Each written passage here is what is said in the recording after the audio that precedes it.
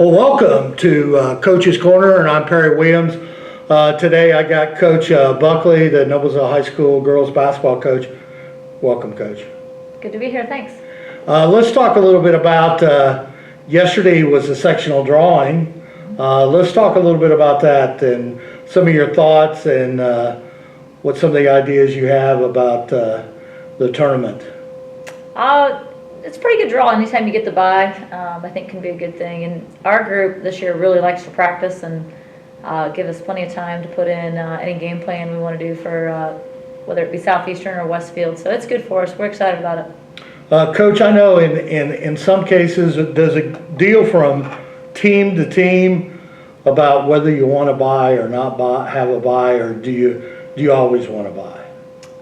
Some years I definitely want our kids to get out there and play, but this year I feel like our kids benefit from having those extra days to practice, and it definitely is year to year. But last year's group, we just need to go out and play and get after it, but I definitely think a younger group that is into coaching and really wants to put things in and do things the right way, and not that the groups in the past didn't, they were just older, more experienced, and they're just edgy and want to get out there and play. But a younger group tends to, want that extra day or two to get ready.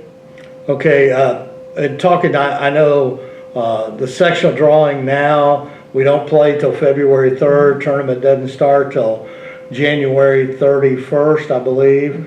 But you still got, what, 3 or 4 games left to play? Yeah, we have 3 more games left, so we don't even have time to think about sectional right now. We've got 3 really good teams coming up. I think you got Heritage Christian and who Martinsville. Martinsville on Saturday, and then Pendleton next week on Wednesday, Thursday. So all really good teams, and of course we know Heritage Christian in 4A they'll be going for their 5th state championship. They're in 3A for now. Yeah, 3A. I mean, yeah. Yep, they're very talented. The Gilbert kid's really good. She's improved as much as anybody from last year to this year, so they'll be a challenge, without a doubt. We've watched a lot of film on them. They are very, very talented. And then Martinsville's got the Trailer kid who's really good and going to Purdue. So we definitely have our hands full this week. Now let's talk a little bit about this past season, okay? I mean, it's been an up and down season, but you played a lot of great teams. I mean, you opened up with Lawrence North, Fort Wayne Snyder. These are all ranked teams, of course, Carmel.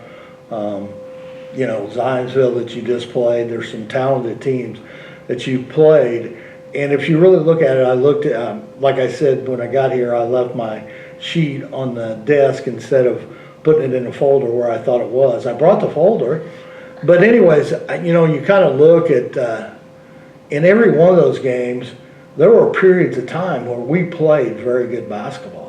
Yeah, we've really, for a young group and to graduate what we graduated, I think we've had a pretty good year. There are a couple games that you look back and wish you had a chance to play them again, but we're 7-2 in our last 9 games and playing pretty good basketball. I thought we played well for the most part against Zionsville. They're just really good and they played well, and it's hard to beat a really good team when they play really well. So, really the only game in the last 9 or 10 that I haven't liked the way we played was New Pal, and I can't even remotely explain that game. We just did not play well at all. But like I said, we definitely have had moments in every game, even early on. Like I said, Lawrence North, we were right there for a while. We had Southeastern. It was a 6-point game shooting free throws late in the 3rd, and we missed some free throws, and then they go down and score, and it ended up kind of getting away from us. But in most of those games, we were right there. Some of those games that early were those ranked teams, we kind of dug ourselves a hole and actually played very well the second half and actually outscored them in the second half in some of those games. So, obviously Emily Kaiser's been your go-to, the person that played probably the most consistent all season long, which is no surprise to any of us, okay? And anybody we play, she's going, if you can get her the ball, especially down low, she's going to do a lot of amazing things with the basketball. Absolutely. She's phenomenal, and she's had a great year. Our biggest thing, is trying to find if she's Batman, trying to find a Robin for her every night. And being young, it took us a while to develop that, but we've kind of found we have several Robins now. Mallory Johnson stepped up and become a consistent scorer for us, and Maddie Knight, and then, Brooke, Heron, and Sam Solomon have contributed well, and our bench is starting to get better. So we're getting there. But yeah, Emily's been phenomenal. To me, she's an Indiana All-Star. She'll be a kid that'll be a 1,000-point scorer and probably an 800 rebound kid. What she's been able to do for us is phenomenal. And again, if we didn't have all those D1 kids, nice problem to have. But in the past, she's 1,000. Already. Yeah, I mean, she's at 1,000 points and 1,000 rebounds. I mean, the kid would definitely be doing some amazing things.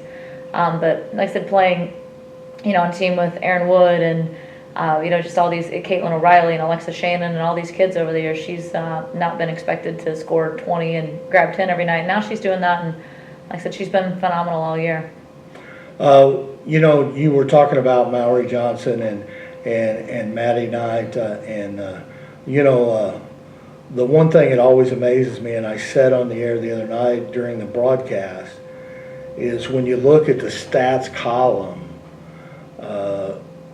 Olivia Morales does not stand out. Mm-hmm. But when you watch her out on the floor and her hustle and her determination to get a rebound or steal a ball or something like that or knock some away, she's done an amazing job and is a good spark off that bench. Absolutely. Like I said, our bench has really improved a ton, and Olivia is just an energy kid. She's going to come out and play hard. She's going to play defense and do things the right way. And Madison Wheatrow's done a good job off the bench, and Kaylin Mertens has really played well for us off the bench. She's had some really nice games, and again, at the end of the day, you don't look at their stats and you're not going to be wowed by anything, but they bring so much energy and have done a great job for us, just especially down the stretch here, of giving us important minutes off the bench. Yeah, because in the case of Madison, I mean, last year, basically she missed the entire season. I mean, at the end you had her dress, but I mean, she was not 100%, and a big part of this year, I don't think she was 100%. But I think as the season's gone on, she's got more comfortable and she's relaxed, and I think she's going to be a good player. Absolutely, she has so much talent. She just she came back from the injury last year and then right away struggled with tendonitis really bad.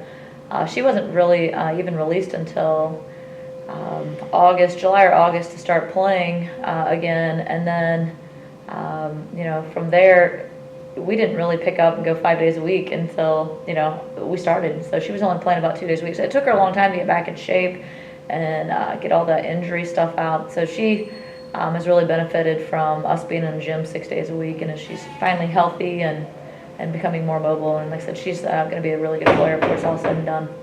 And of course you dress a lot of freshmen, and they've seen some action, but they're also seeing action on the JV, which is, as a freshman, you just want to get them minutes in a ball game. I mean, whether it's on a JV or varsity or whatever, it's great to have that ability and compete. But you got some good-looking freshmen that, and I know you as a coach and all coaches are always excited with freshmen that are freshmen and then sophomores, and see how much they grow as far as maturity and everything like that. So you've got to be excited at some of those freshmen.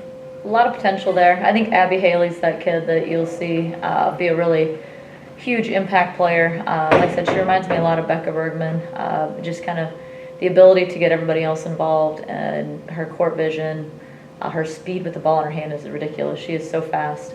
But yeah, those other freshmen are really, like I said, tons of potential as well. We like Devin Ray's size. Again, you can't replace, it's 6 foot and just one of those kids that is getting better all the time. And then, we got Kaylin Ely, is probably one of the best athletes that I've ever coached. And again, we've had some tremendous athletes, but she ran a 4.9 40 the other day. She benches and squats and cleans as much as some of our varsity kids. And like I said, she's a freshman who first semester in the weight room. Sarah Etchison's a great shooter, and like I said, Anna Kaiser, she just keeps getting better. And like I said, we're excited about she can follow the rest of the Kaiser.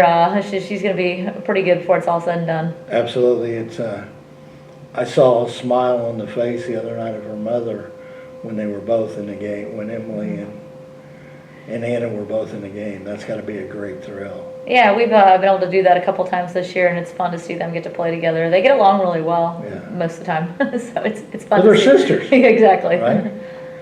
Well, Coach, I appreciate it. Thank you for your perspective on this year's sectional and coming up with the state tournament, which is always exciting for the fans. Indiana basketball state tournament style, and you can probably talk very well with some of those top teams because you're very, very familiar with that Homestead team. That there's a few differences, but there's a lot of players from 2 years ago. Oh, absolutely. That we saw at the regionals, and also we've seen Orange North, we've seen Carmel, we've seen Southeastern, we've North seen Central. North Central. I mean, we've seen a lot of good basketball teams, and you know, North Central keeps plugging right along there, and they're still undefeated. So What's scary is I thought we're a year away. I think Yeah. most people had them a year away from winning it all. So they're loaded. You know, Dan does a great job there. They're so talented, and I would not be surprised. I'm sure somebody from our schedule will win it all. I have no doubt about that, unless it's Homestead. But you know, just so many good teams in this area, and we've definitely played them all. Zionsville would have a chance. yeah, because Zionsville no longer is in our sectional, and they go up there to the Lafayette. They are, yeah, they're in the Kokomo, I believe. Kokomo, So yeah, Kokomo, they'll have, they should have a cakewalk into the regional. Yeah. But they do play, assuming Homestead right Yeah. out of the gate, so that'll make that one interesting. It's a tough regional, definitely. Yeah. The winner from our sectional, and then Homestead and Zionsville. That'll be 3 really good teams, Yeah. and then Snyder or somebody will come out. Yeah. And so they're kind of probably not have a chance, but you know, you never know. Well, thanks a lot, Coach, and wish you the best. And of course, we'll be there broadcasting the entire tournament at Hamilton Southeastern, so we'll enjoy that. And best of luck. Thank you, I appreciate it. Thank you.